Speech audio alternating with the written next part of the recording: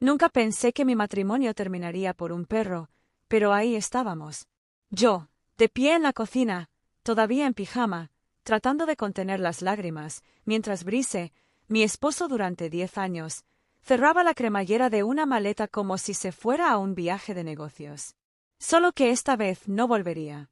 Me miró con ojos fríos y planos y dijo: «Me quedo con Zeus. Tú te quedas con el niño». Sin adiós, sin discusión, solo eso. Zeus es nuestro Golden Retriever. Lo conseguimos antes de que naciera nuestro hijo Eli. Es prácticamente parte de la familia. Dormía a los pies de nuestra cama, perseguía a Eli por el jardín, incluso rescataba calcetines del cesto de la ropa sucia como si fuera su trabajo. Y Brice simplemente lo reclamó como si fuera una pieza de equipaje. Recuerdo estar allí, congelado. Abrí la boca para decir algo, cualquier cosa, pero entonces ella intervino. Joan, su madre, siempre estaba lo suficientemente cerca para comentar, pero nunca lo suficientemente lejos como para ser útil.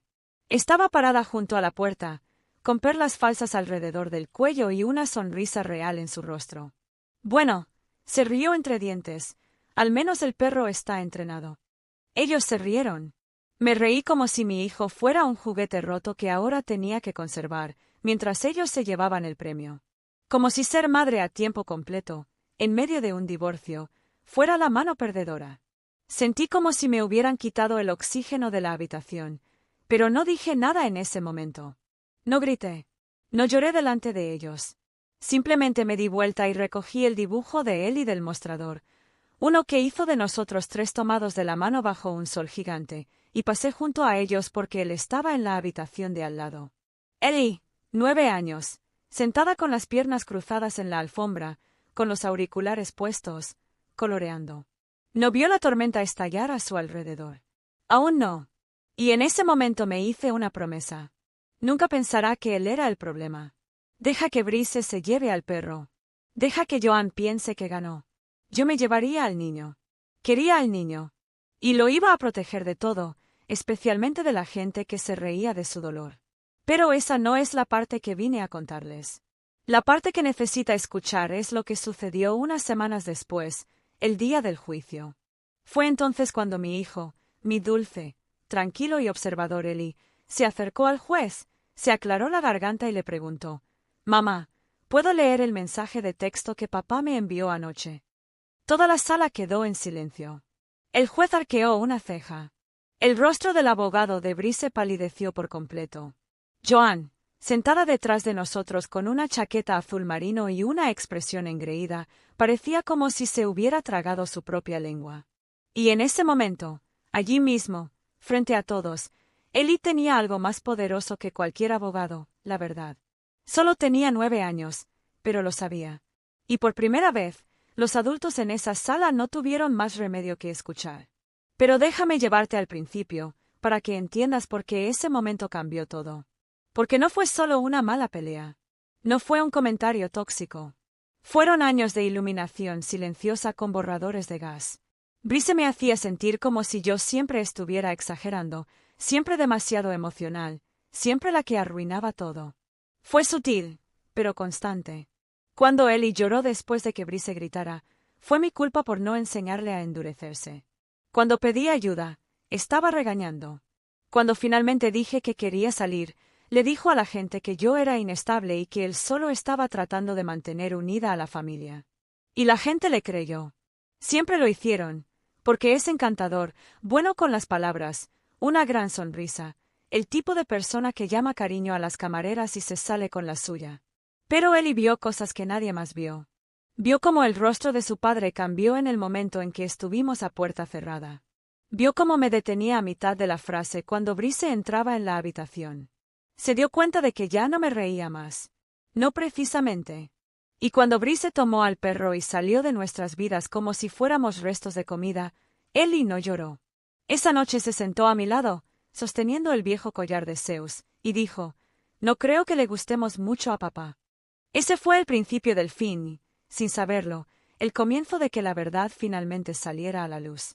Cuando la gente imagina a una madre soltera atravesando una batalla por la custodia, a menudo imaginan el caos, gritos, portazos llamadas a la policía. Pero no fue así como empezó el mío. La mía empezó en silencio. Fue el silencio después de que mi esposo Brice se fue con nuestro perro. Y una sonrisa. El tipo de silencio que sigue a un tornado. No ruidoso, simplemente vacío.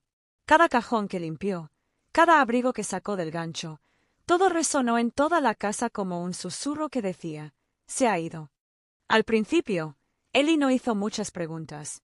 Seguía dibujando superhéroes, atardeceres y, a veces, fotografías de nuestro perro, Zeus, con una capa. Fingí que todo estaba bien.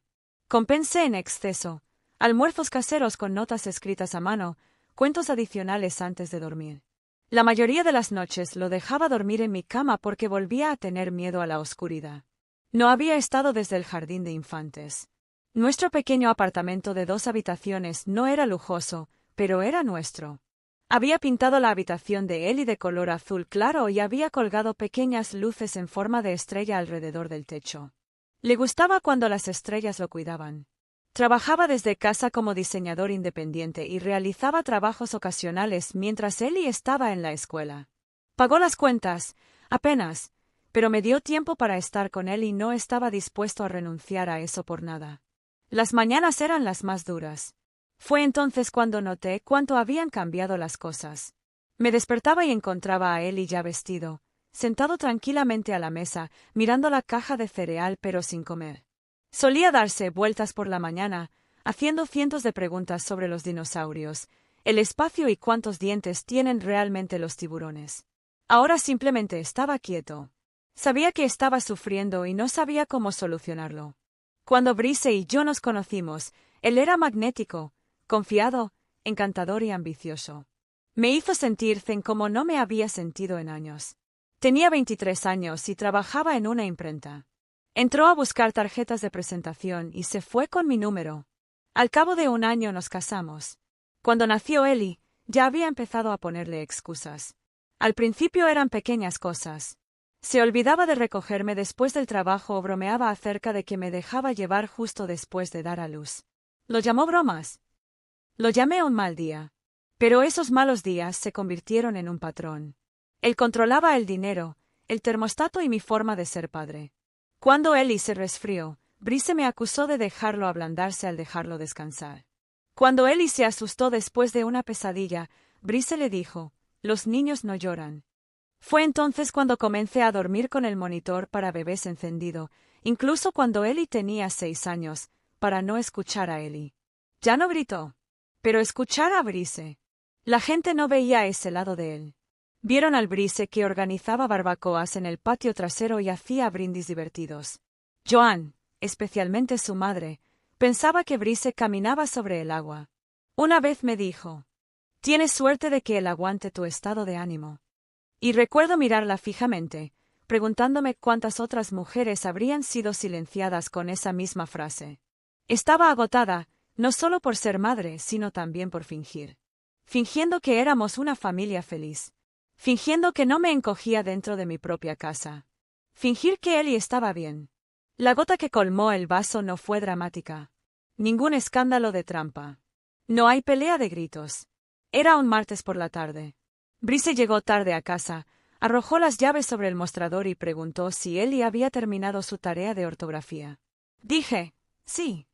Él dijo, bien, porque no quiero que termine como tú, apenas sobreviviendo. Lo dijo casualmente, como si estuviera hablando del clima, y luego caminó hacia la habitación de al lado para revisar sus correos electrónicos. Esa noche esperé hasta que se durmió. Me levanté, caminé hacia el baño, cerré la puerta y lloré en el suelo. No porque estuviera triste, sino porque finalmente supe que había terminado. Le tomó 3 semanas más irse. Y cuando lo hizo, no hizo las maletas en silencio. Tomó a Zeus, su dignidad y cualquier sentido de decencia que le quedara y me dijo, «Me quedé con el niño». Esa frase seguía repitiéndose en mi mente. «Te quedas con el niño», como si Ellie fuera un artículo no deseado en una subasta de divorcio. Pero la verdad es que quería al niño porque era amable, empático e inteligente. Veía a las personas de una manera que los adultos no podían ver. Y si Brice no podía ver el valor de eso, entonces Ellie no lo necesitaba. Entonces no supe cuánto se había dado cuenta Eli. No sabía cuánto había estado reprimiendo. Pero lo descubriría pronto, y el juez también. La primera reunión de custodia tuvo lugar en una oficina estéril del centro. Paredes beige, sillas de cuero, un helecho falso en un rincón, diseñado para que pareciera neutral. No fue así. Brice entró 10 minutos tarde, vestía una chaqueta y sonreía. Como si él fuera el entrevistado, Joan lo siguió sin ser invitada, pero se plantó con aire de suficiencia en la sala de espera, con un tupperware de pan de plátano casero que le ofreció a la recepcionista, como si todos fuéramos una gran familia feliz. Me senté frente a Brice y lo vi actuar. Cortés, tranquilo, el padre preocupado. Habló de la rutina, la estabilidad y su profundo compromiso con el bienestar de Eli. Cada palabra me erizaba la piel porque sabía quién era realmente a puerta cerrada. Queríamos la custodia compartida. Semana tras semana, semana libre, dijo. Me quedé atónito. Este hombre no había llamado a Eli ni una sola vez desde que se fue. Ni un solo FaceTime, ni siquiera un mensaje de texto. Cuando vino a recoger su correo, se quedó afuera como un extraño y nunca preguntó cómo estaba Eli. Y ahora quería que le devolvieran la mitad de la vida de Eli, como si fuera un pedido de pizza. Intenté mantener la compostura, pero las palabras salieron corriendo. Ni siquiera controla a su hijo. No aparece. ¿Por qué recibe la mitad? Brice se reclinó y sonrió. Porque soy su padre. Fue entonces cuando me di cuenta de que no se trataba de Eli. Se trataba de control, de ganar, de imagen. Y Brice no lo estaba haciendo solo. Joan empezó a meterse en todo. Me enviaba correos electrónicos de forma pasiva y agresiva, simplemente para asegurarse de que Eli estuviera comiendo suficientes verduras. Se ve un poco hinchado en esa foto de la escuela.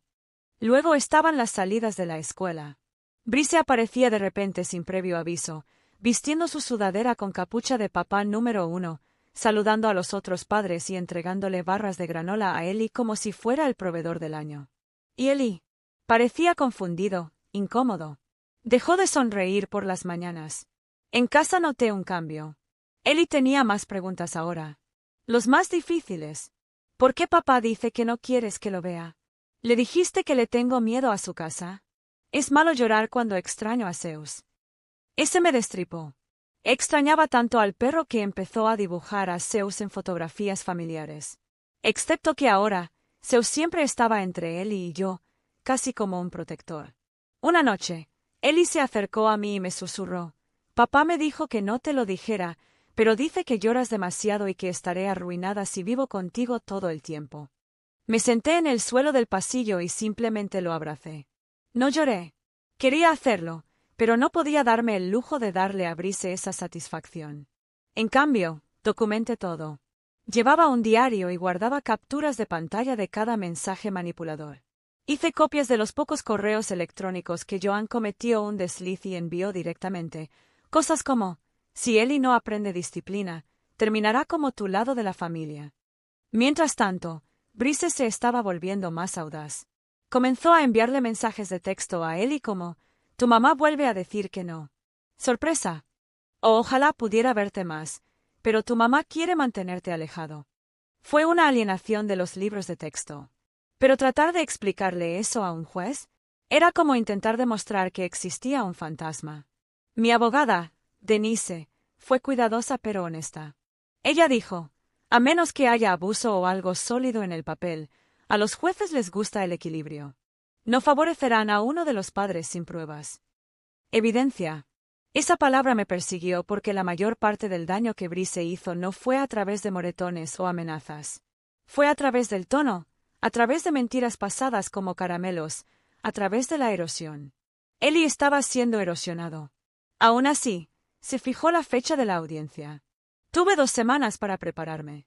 Pasé todas las noches revisando nuestras cadenas de textos, organizando fechas y entradas, construyendo el caso más silencioso de mi vida. Entonces, una noche, fui a ver a Eli y lo encontré sentado en la cama, con el rostro pálido y sosteniendo su tableta. «Mamá», preguntó en voz baja. «No creo que papá quisiera que yo viera esto». Me entregó la pantalla. Hojeé los mensajes y mi estómago se retorcía con cada palabra. Allí estaba, en blanco y negro, Brice enviándole mensajes de texto a alguien, tal vez a su nueva novia, despotricando sobre lo suave que era Ellie y cómo lo arreglaría una vez que obtuviera más custodia. ¿Y el peor? No puedo esperar a terminar con ese mocoso para poder recuperar mi vida real. Ellie me miró con los ojos vidriosos y preguntó, ¿es mi culpa que no me quiera? Sentí que todo mi cuerpo se enfriaba. No, dije. No, cariño. No hiciste nada malo. Eres perfecta. Tu papá es el que está destrozado. Esa noche supe que teníamos nuestras pruebas. No solo para el juez, sino para Ellie. Merecía ser escuchado y pronto lo sería. Textos de Brice, algo dentro de mí cambió.